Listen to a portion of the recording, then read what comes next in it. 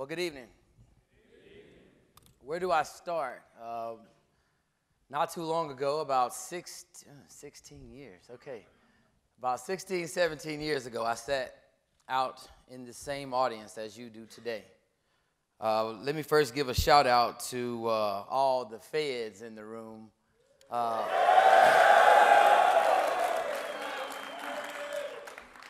It's okay. My year, the feds dominated. We took over half the state offices, so I hope that the feds still run hard, because we slapped a lot of nets 9 times here. But again, gentlemen, I'm very honored to be here before you. I wanted to walk the room, so if y'all see me carrying this around, it's because the clip is breaking on here.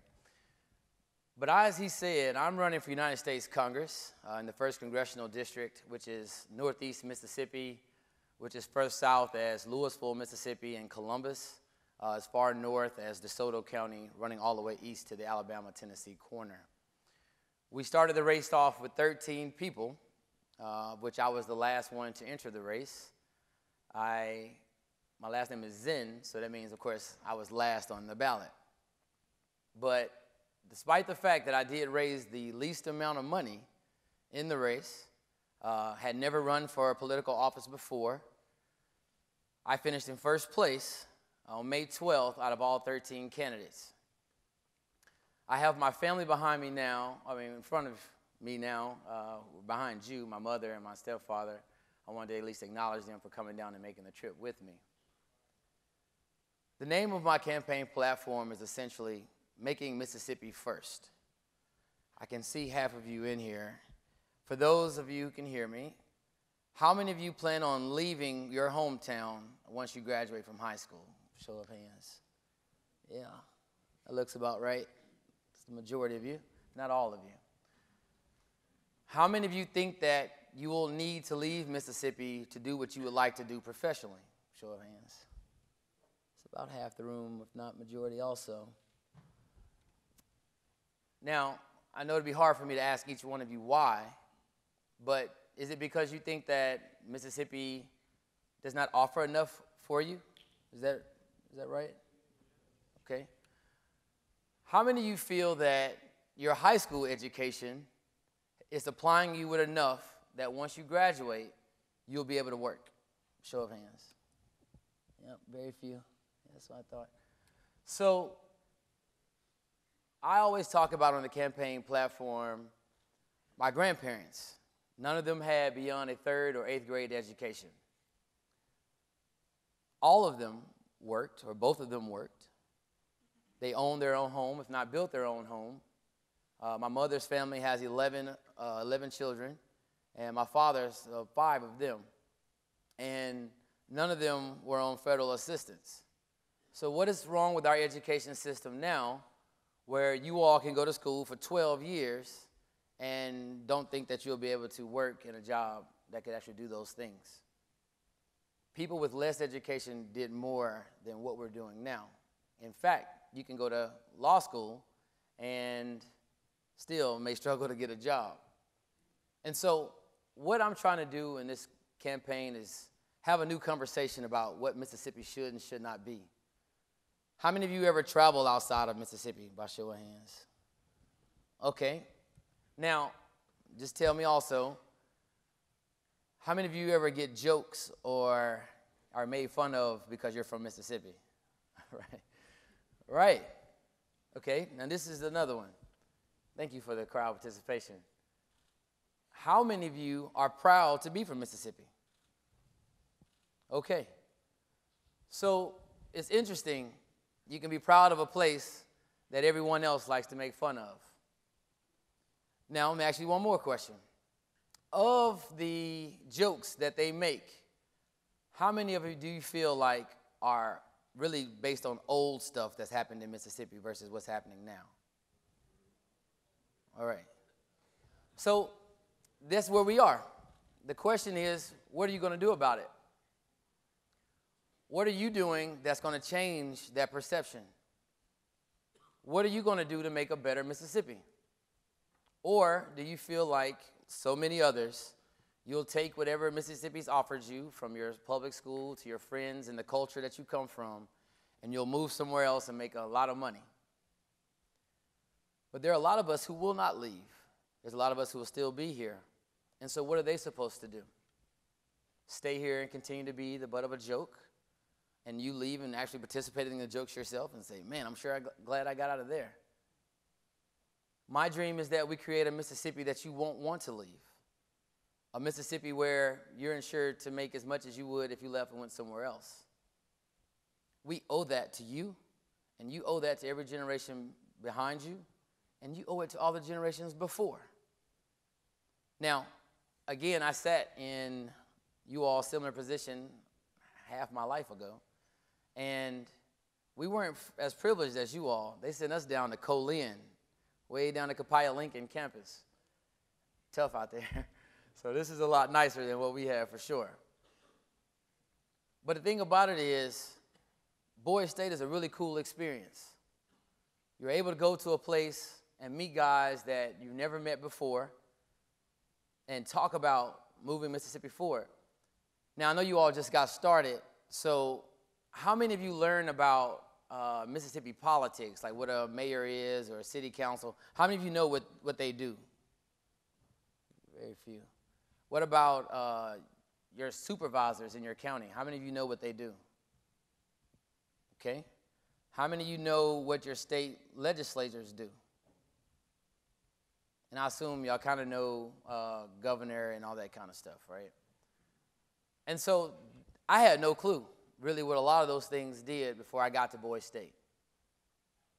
I am running as a Democrat in this race, but my background comes from a mix of all types of things politically.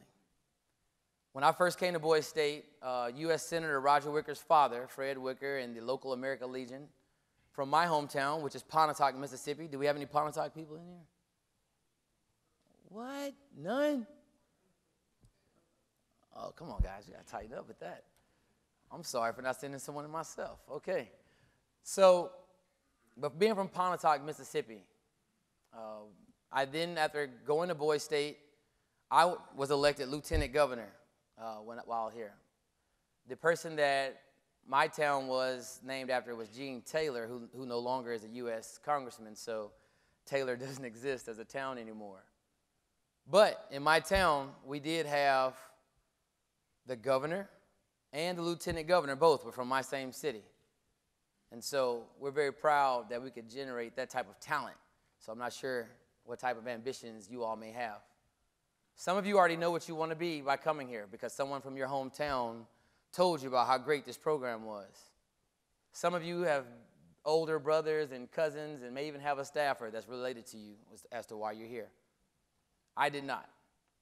There was a guy who went the year before me and ran for governor and lost, and then came back and told me that's what I should do. And I went to Boys State thinking it's a possibility, but once I saw who else was running, I kind of decided to sit back. But then lieutenant governor kind of stood out to me because I was learning what that position did, and I thought it was real cool to be involved in the legislature, to represent people, represent ideas. And so I ran for lieutenant governor. And when I was in high school, one of the kind of funny subject matters was Bill Clinton and his affair in office. And so it was a unique conversation when talking about running for office. But what was also unique and cool, after being elected to lieutenant governor at Boys State, I was one of two who was sent to Washington, D.C. as a Boys Nation delegate. I think maybe the first from my hometown to do so. But there, just like here, you met so many people from different parts of the country with different backgrounds. The governor that Montana sent was deaf, and so he signed his entire speech with a translator, his older brother, and he won. When I was here at Boys State, someone asked me what was the most inspiring thing that happened to me while at Boys State, and we did an arm wrestling competition during our week at Boys State. And the guy who was the popular favorite only had one arm. And he was a pitcher, and I forget the high school that he was from, but he made it all the way up to the round before the championship. And it was just so cool because no one looked at him because of his handicap. He was just that awesome. He was beating everyone there. And that's the thing about Mississippi. And I spoke at a class graduation recently at Okolona High School.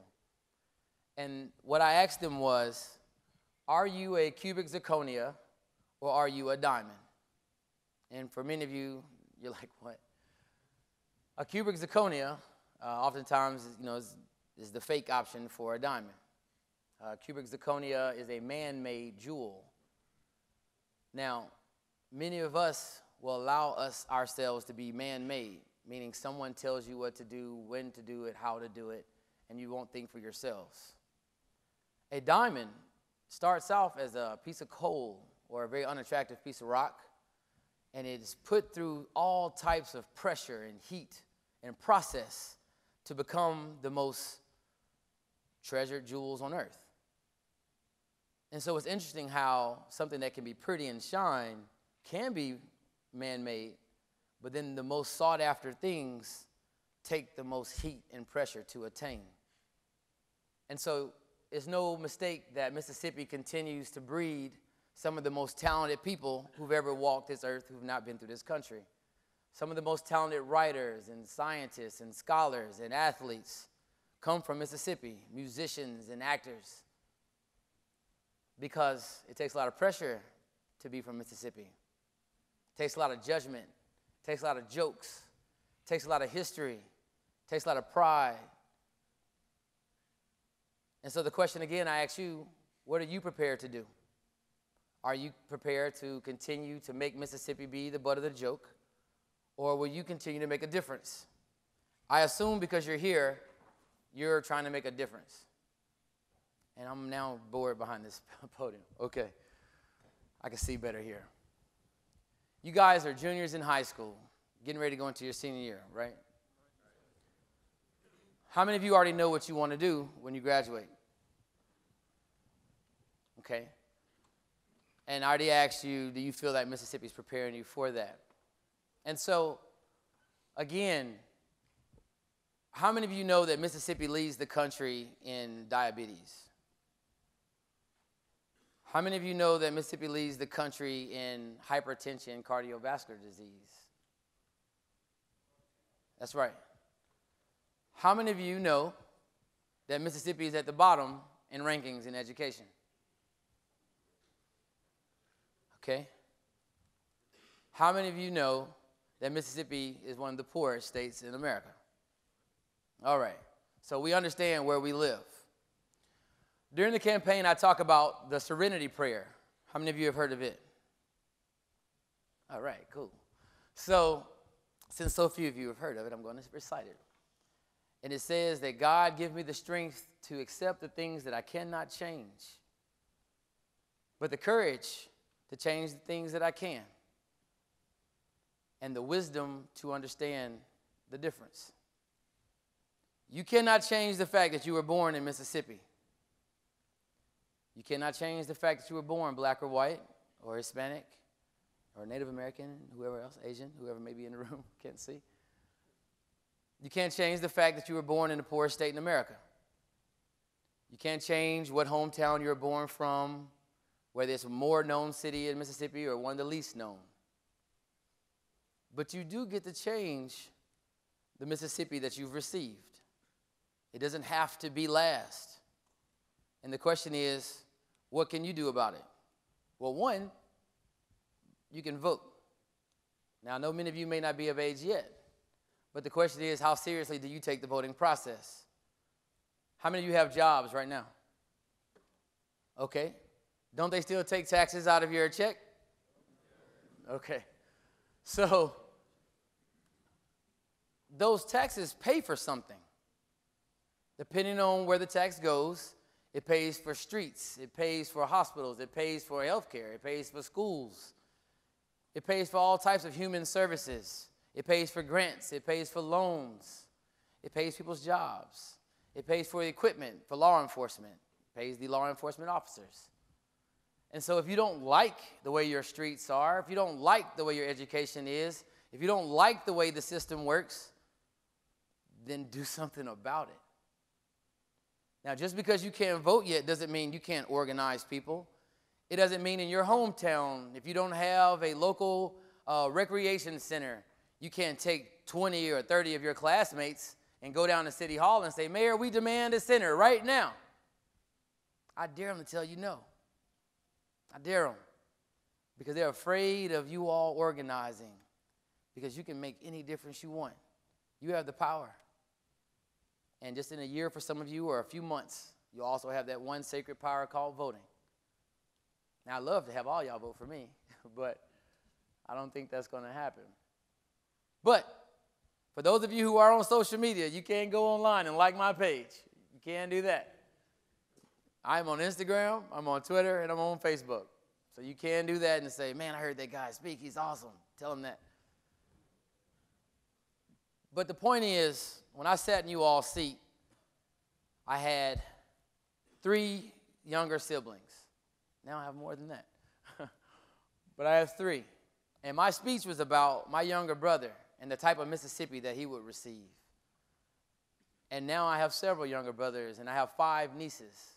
And you all are a generation where you've known cell phones almost your entire life, if not maybe your entire lives.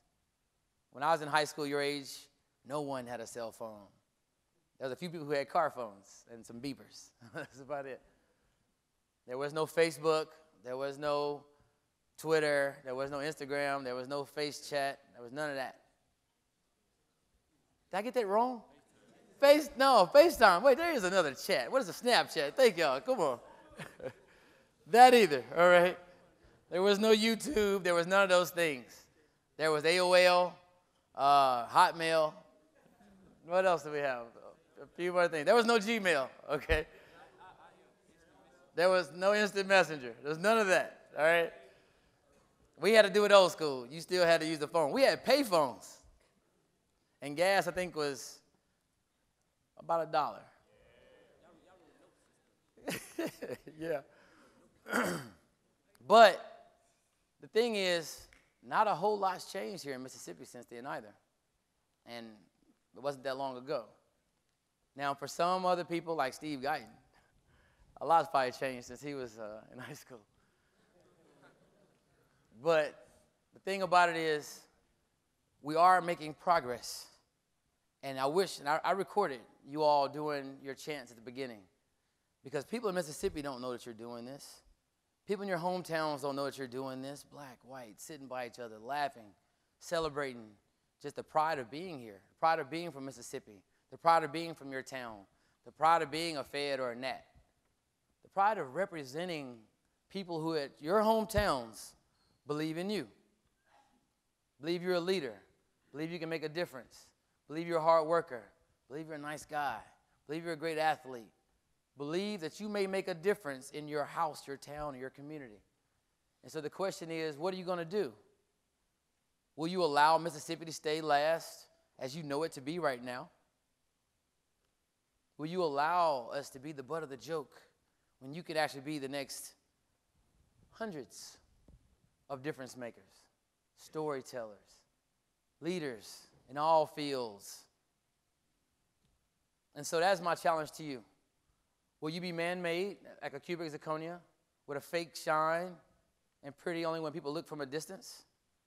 Or will you represent a diamond, challenged, pressured, weathering the storms of life, weathering the storms of difference, weathering when somebody tells you no, when someone tells you just because if you want to run for office and they don't know who you are, will you still push yourself to run?